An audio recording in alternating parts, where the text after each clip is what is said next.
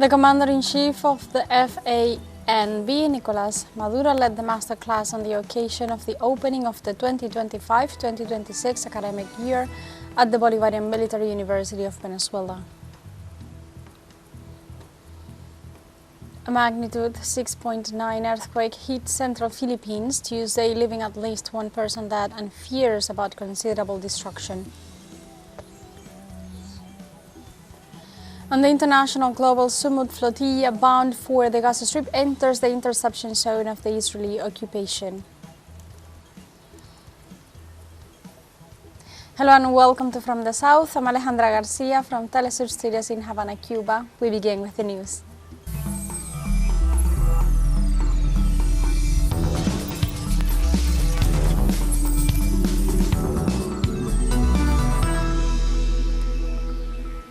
The Commander-in-Chief of the FANB, Nicolas Maduro, led the masterclass on the occasion of the opening of the 2025-2026 academic year at the Bolivarian Military University of Venezuela.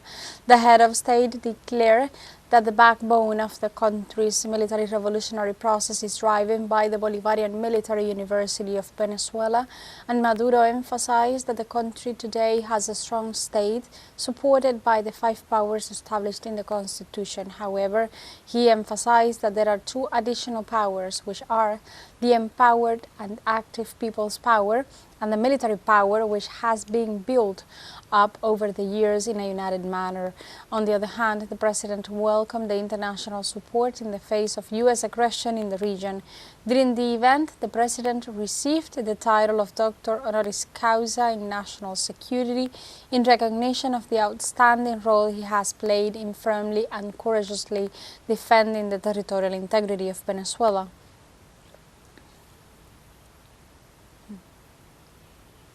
During his speech, the Venezuelan president highlighted that despite the U.S. aggression, the country continues its development through projects that address all key sectors of the nation. We have plans to continue opening paths and clearing the threats, but there are also 7 fronts of advancement in the construction of a new economy with 13 engines that manifest themselves in a way that is very important in its capacity of production, in its capacity of regenerating and to satisfy the necessities of the nation. 7 fronts of advancement in the social aspect, to pay attention to the youth, to the kids, to the grandparents, to the men, to the women, to pay attention to an entire people in their necessities of education, of health, of life, of home, of feeding.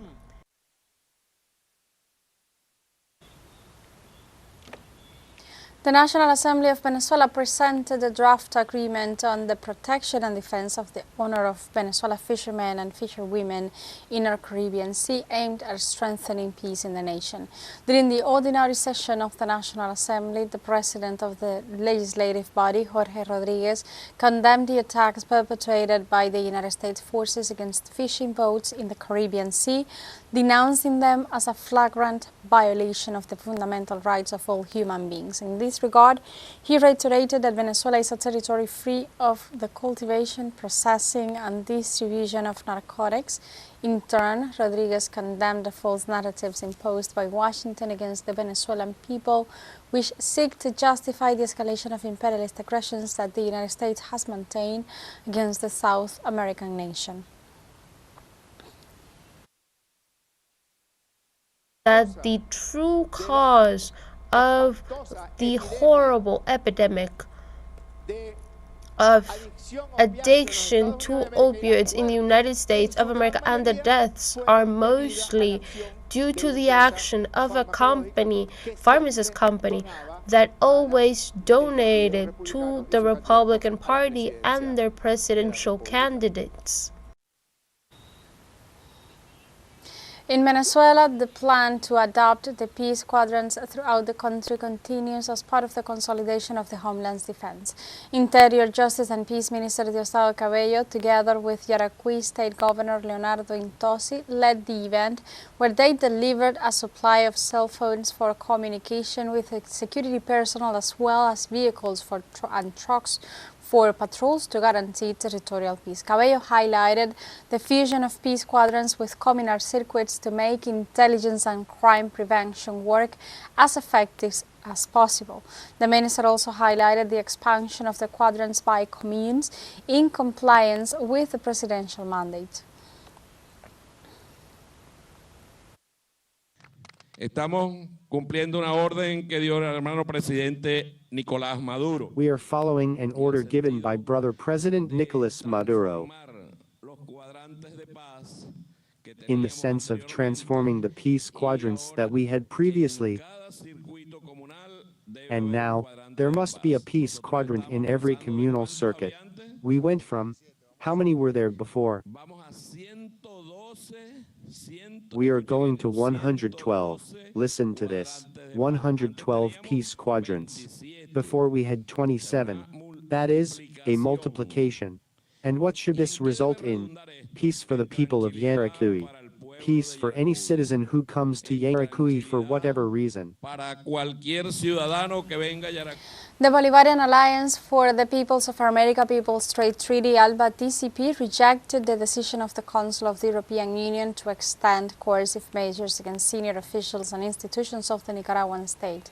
The communique says the following: the Bolivarian Alliance for the Peoples of America People's Trade Treaty, ALBA TCP, strongly rejects the decision of the Council of the European Union to extend the illegal and arbitrary unilateral coercive measures against senior officials and institutions of the Nicaraguan state.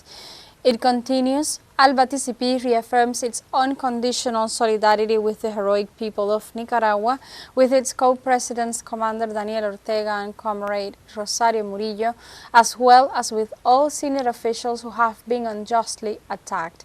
The communique concludes these measures, an anachronistic expression of colonialism and supremacism, follow the U.S. military deployment in the Caribbean and are part of an interventionist agenda that seeks to criminalize and isolate the sovereign governments of our America.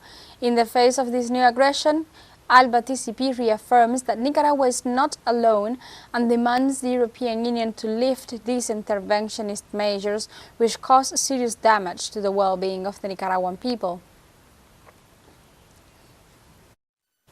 And in the framework of the African Energy Week, the Executive Vice President of Venezuela, Delcy Rodriguez, denounced the energy poverty that the African population faces. In this context, Delcy Rodriguez referred to Venezuela's intentions to coordinate joint actions with the African continent in order to achieve energy proposals in favor of the development of that region and Venezuela. The Vice President called for an energy transition adapted to the energy trilemma, where energy accessibility and security, as well as environmental sustainability, are aligned with respect for the rights of nature.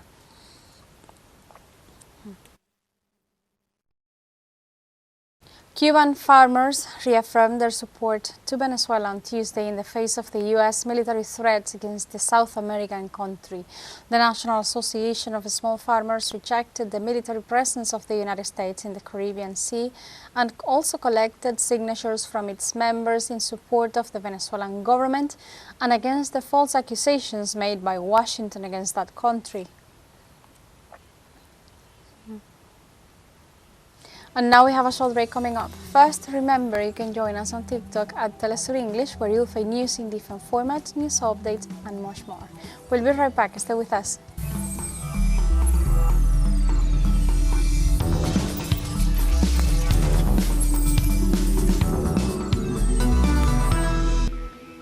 Welcome back to From the South. The Argentine government authorized the presence of U.S. military troops in the naval bases of Ushuaia, Mar del Plata and Puerto Belgrano without congressional approval. In an act of defiance against the Constitution, the executive power authorized the military activities through a necessity and urgency decree, so the measure was not addressed in the National Congress. The decision was justified by the exceptional nature of the context and the need to comply with international commitments. The deployment of U.S. Armed Forces personnel and equipment will take place between October and November as part of the annual plan of combined maneuvers.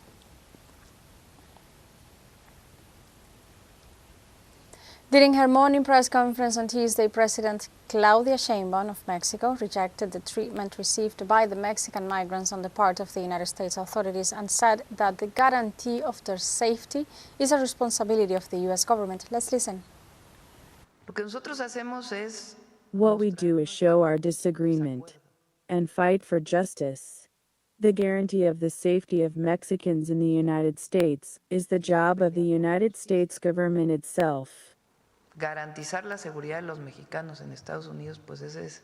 If there is a violation, then we intervene by protecting Mexicans through the consular means available and with our support if they want to file a complaint. Consular que puedan tener, y si ellos quieren presentar denuncia, pues con el apoyo. In all the forums in which we are present, in all of them, including the President, it is our job to defend Mexicans abroad. Let's go now to Ecuador. Students and social organizations are calling for a mobilization on Tuesday as part of the protest against the increase in the price of diesel. Student unions of the Central University of Ecuador, supported by environmental groups, artists, and social movements call for a mobilization in the Plaza Indoamérica in Quito. The call is in addition to the protest promoted by the Confederation of Indigenous Nationalities of Ecuador, whose mobilization has gained special strength in the province of Imbabura in recent days. The demonstrations in rejection of the executive's decision to eliminate the diesel subsidy have extended for 9 consecutive days, while those affected say they will continue on the streets until their demands are met.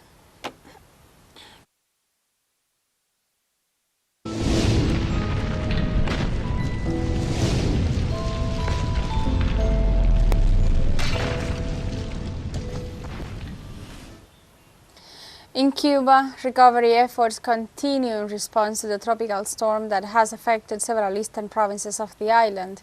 According to Cuban authorities, the provinces of Guantánamo, Santiago de Cuba and Las Tunas reported the greatest damage after the heavy rains. The island's emergency and disaster management services are carrying out prevention, rescue and follow-up actions in the most vulnerable areas and also are making rounds to verify the impact of the rains that have been hitting the region since Friday 26th.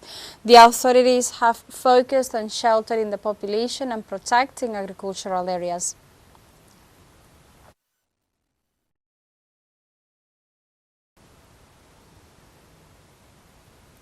In this regard, Cuban Prime Minister Manuel Marrero said the following on his social media. We are still in contact with the authorities in the provinces affected by heavy rains, especially Guantánamo and Santiago de Cuba, where we regret the death of 2 persons. We ask the people to stay informed and join in the recovery efforts as soon as possible.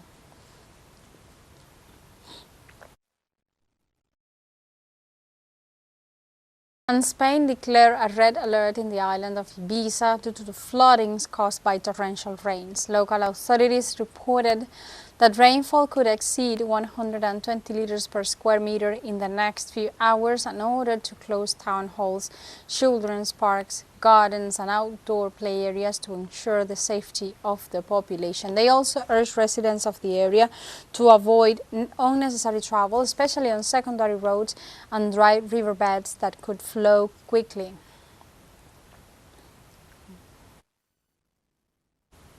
And a magnitude 6.9 earthquake hit central Philippines on Tuesday, leaving at least 1 person dead and fears about considerable destruction. According to the U.S. Geological Survey, the quake struck around 10 p.m. local time, around 10 kilometers underwater, just west of Palumpon and close to the city of Bogo in Cebu province. The Philippine Institute of Volcanology and Seismology recorded multiple aftershocks close to the epicenter in the hours after the initial earthquake, but cancelled its tsunami alert it had issued earlier for the Leyte, Biliran and Cebu provinces.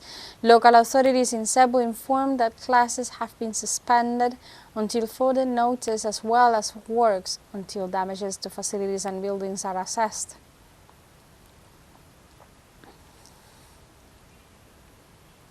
And we have a second show break coming up. Before, we invite you to visit our Facebook page at teleSUR English. There you'll be able to watch our top stories, special live coverage and much more. Follow our page and activate the notification button to stay up to date on the world's most recent events. Final show break. We'll be right back.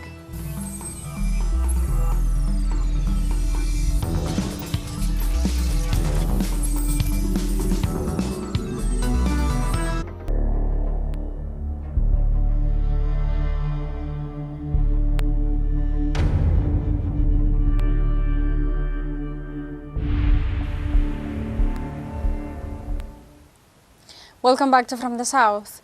The International Global Summit Flotilla bound for the Gaza Strip enters the interception zone of the Israeli occupation. The Humanitarian Flotilla, which is a group of more than 50 civilian vessels heading for Gaza with humanitarian aid, crossed the naval boundary set by Israel without the company of military ships from Spain or Italy. The crew declared their intention to break the blockade through a non-violent, symbolic and humanitarian action. In this scenario, the Israeli authorities have not issued an official statement on a possible naval response. However, it has been reported that the occupation is preparing actions to board the flotilla and prevent it from reaching Gaza. In Palestine, the Ministry of Health reported that over the last 24 hours, hospitals in Gaza received 50 fatalities and 184 injured as a result of the Israeli ongoing bombing.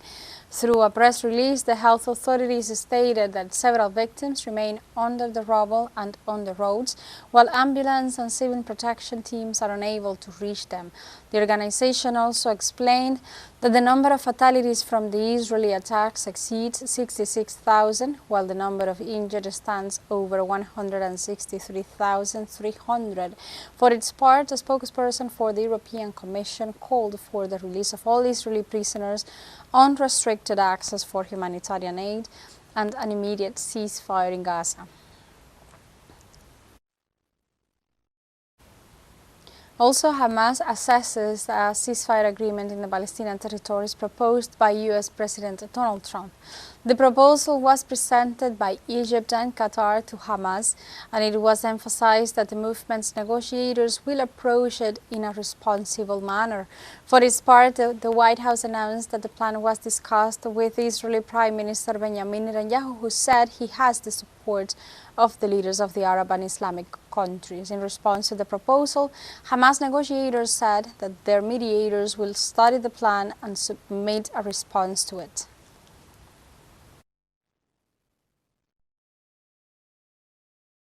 In Morocco, hundreds of protesters have been detained during protests demanding better public services and an end to corruption. Demonstrations took place in the streets of Rabat, Casablanca, Tangier, Marrakech, and other cities where young people gathered to demand reforms to education, healthcare, and employment. The protesters, who identify themselves as the Gen Z 212 movement, have been dispersed by security forces, and according to the Moroccan Association for Human Rights, there have been more than 60 detentions in Rabat alone, while the police report the arrest of about 200 people since Saturday in several areas of the country. The detonator of the demonstrations was the death of 8 pregnant women in a public hospital in Agadir. However, they are an expression of popular indignation at growing social inequalities. Russian President Vladimir Putin also highlighted the achievements reached 3 years after the reunification of the Donetsk and Lugansk People's Republics and the Zaporozhye and Kherson regions with Russia. The president highlighted the economic and social progress made in these territories, and Putin announced the launch of a large-scale socio-economic development program for the growth of these provinces, and also recalled that citizens choose to bet on the future by joining Russia independently. The Russian president also committed to advancing the defense of his country's interest, memory, culture, and shared values. And now we go to China, where the President Xi Jinping led the tribute paid by representatives of the state, the party, and the Chinese people to the heroes on Martyrs' Day. The event was held in Tiananmen Square in the center of Beijing, a celebration that was established in 2014 to commemorate those who contributed to the nation's independence and development. The ceremony began with a minute of silence in tribute to the sacrifices of the soldiers and civilians who gave their lives in defense of the country. In this sense, Chinese leaders recognized the great sacrifices and promoted the national spirit in the new generations, and also pointed out that China will continue to advance on the path of national revitalization. And after this information, we have come to the end of this news brief. Remember, you can find these and many other stories on our website at telesurenglish.net. Also, we invite you to join us on social media. We are on Facebook, X, Instagram, Telegram, and TikTok as well. For TeleSUR English, I'm Alejandra Garcia. Thank you for watching.